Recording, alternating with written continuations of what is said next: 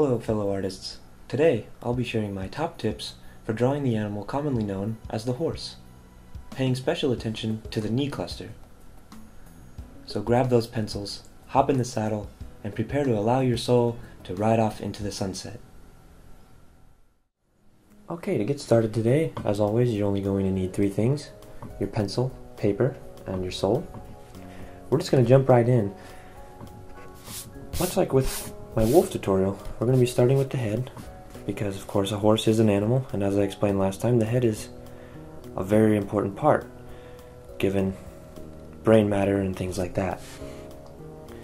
So with a horse in particular, the head is very important because it's one of the most recognizable features. So I'm going to spend a little bit of time on this, and we'll get into detail on the body here in just a minute.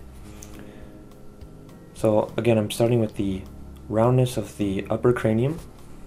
I'm going to come down here to the snout, and this is the part that tricks a lot of people.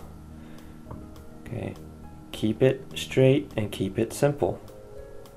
Horses don't need to be overcomplicated. Let their majesty speak for itself. Bringing that up in here. And you can see what I've done here. This is a little bit longer of a snout than you would typically see, but because this is about art and about creativity, we're going to go ahead and leave it as it is.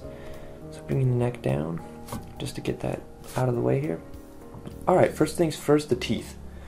As I'm sure you know, teeth are kind of a prominent feature on horses. So don't be shy about making those bad boys stand out. Okay? These are great. Okay. Alright. Let's get up here to the eye. Okay. For horses, just because of their expressive nature, I like to go ahead and throw a little bit of an eyebrow in. That's kind of a personal choice. It's not something that you have to do, but I do like to do that. Now let's move on to the ears.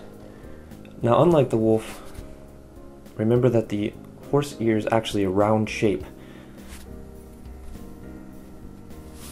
Okay, let's continue to the body.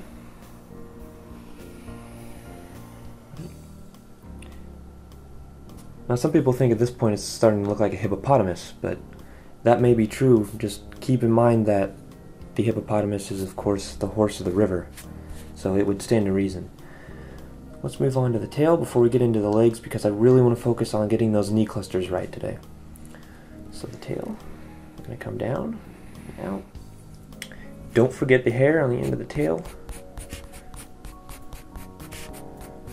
It's one of those minor details that's really going to help this artwork stand out when everything is said and done. This is kind of an area where a lot of artists falter in not paying attention to those kind of details. Alright, let's come down here to the legs. Okay, here's where everything happens. I'm going to go ahead and bring the other line down here of the front leg. Now for the knee cluster, make sure that you emphasize the prominence, because this is a very important structure in the horse. Okay, so both sides should be roughly even, allowing this to come down. And now, of course, we're onto the hoof. Okay, we can give that a little bit of shading. You can, if you remember from the last video, the grub thumber technique would be great there. Just for brevity's sake, I went ahead and did a standard shading method there. Okay, and now remember about horses that they're most typically in motion, so we want to imply a lot of forward motion here. And to do that, we're going to have one of these legs sort of coming behind as if the horse is trotting. Okay, don't forget the knee cluster there too. Again, it's all about the details. Okay, get some shading done.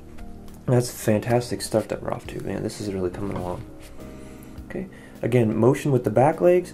Horses typically running, so these legs are going to really be going to town. Okay. And this one as well.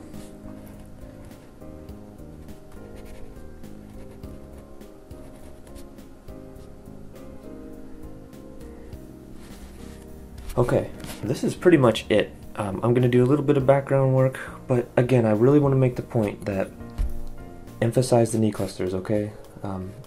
Much as the earth pivots around the sun, a horse's majestic freedom pivots around his knee cluster. So don't try and rush through it. Okay. If we want to here, we can go ahead and just throw in the ground. Again, minor details just to kind of balance everything out.